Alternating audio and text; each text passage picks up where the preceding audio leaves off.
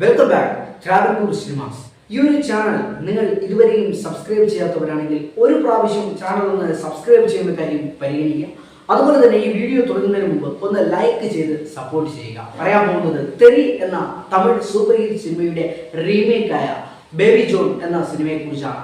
വരുൺ ധവാൻ പ്രധാന വേഷത്തിലെത്തുന്ന സിനിമ അത്യാവശ്യം ആവറേജ് ഒരു മൂവിയാണ്. ഈ ഒരു സിനിമയെ കുറിച്ച് പറയുകയാണെങ്കിൽ കുറച്ച് ഇമോഷണൽ സീൻസ് ഒക്കെ തെറി സിനിമയിൽ വരുന്നുണ്ട്. അതേപോലെ പാർത്താൻ നോക്കിയിട്ടുണ്ട് ഡയറക്ടർ. പക്ഷെ എവിടെയൊക്കെയോ പാളിയൊരു ഫീല് ഈ സിനിമ കാണുന്ന ഓരോ പ്രേക്ഷകനും തോന്നുന്നതാണ്. കാര്യം തുമ്പീനെ കൊണ്ട് കല്ലെടുപ്പിക്കുക എന്നുള്ളൊരു പഴയ പഴഞ്ചൊല്ലുണ്ട്. അത് ഈ ഒരു സിനിമയിൽ യാഥാർത്ഥ്യമാക്കുന്ന രീതിയിൽ നമുക്ക് അനുഭവപ്പെടുന്നുണ്ട്.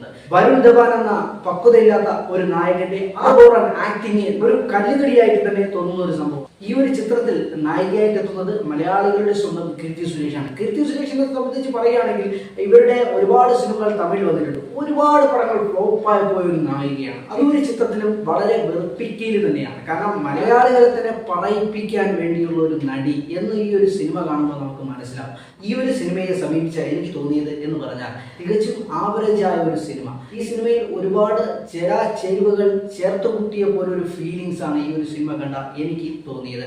അതുപോലെ തന്നെ ഈ ഒരു ചിത്രം ഇപ്പം തിയേറ്ററുകളിൽ അവൈലബിൾ ആണ്.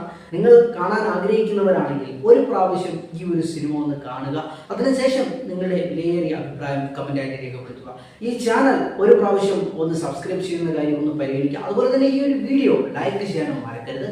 അടുത്ത നല്ലൊരു വീഡിയോ ആയിട്ട് കാണാം. Good bye.